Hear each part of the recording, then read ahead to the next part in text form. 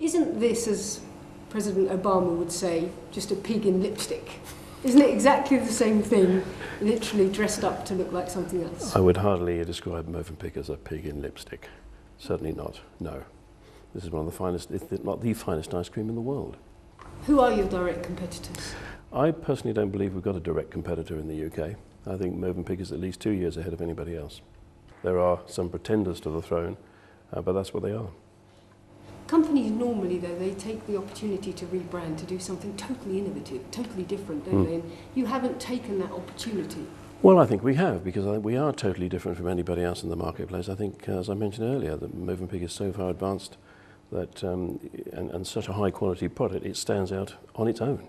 Häagen-Dazs has a new honeybee campaign where it's trying to save the eradication of the honeybees, and that Ben & Jerry's have a herd of cows in Holland which they're trying to raise to be happy, healthy, productive cows. So I wondered whether Mövenpick feels the need to go down that line towards ethical causes. We are doing our best to produce the best quality ice cream in the world, and our competitors may have some other initiatives they have. Ice cream is hardly a healthy product, is it? And now, in this time of everybody being ultra health conscious, aren't you finding it as a brand manager a bit difficult to sell something which is deemed unhealthy? Well, you have to be aware ice cream is not part of your daily diet, but it's a product for pleasure, it's indulgence, so it's for sure part of your diet, but consumption with moderation. You've mentioned quite a few times in this interview the word identity.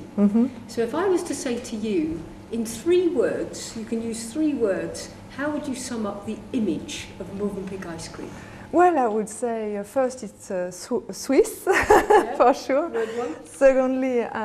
Secondly, it's natural, because the product is all natural, and it's another choice that is also preventing us from developing some products that could be very fine, but you need artificial coloring or whatever, so we don't do it.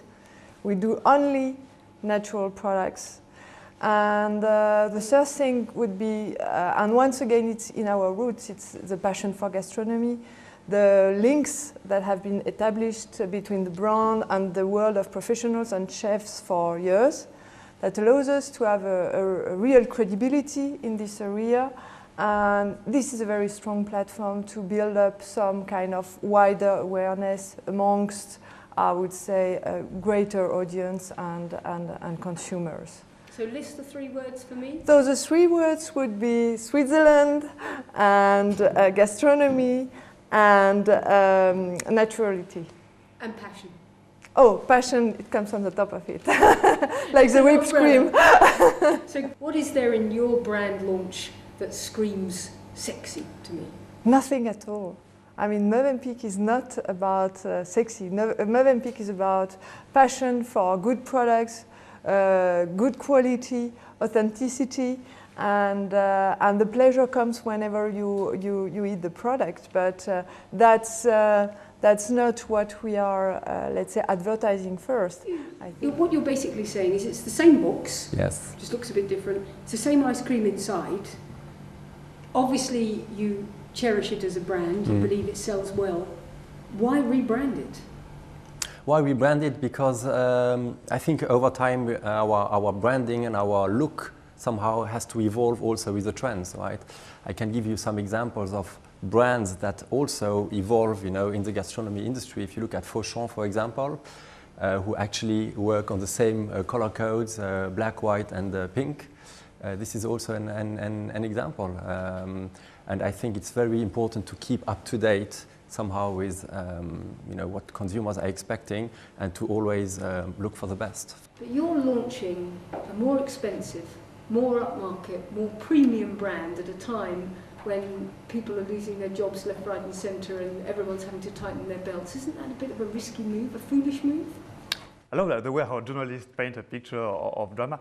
What we can see is that people are still going for those special moments, for those daily luxuries. I don't know about other very expensive items, but they're probably the ones suffering much more than what we are.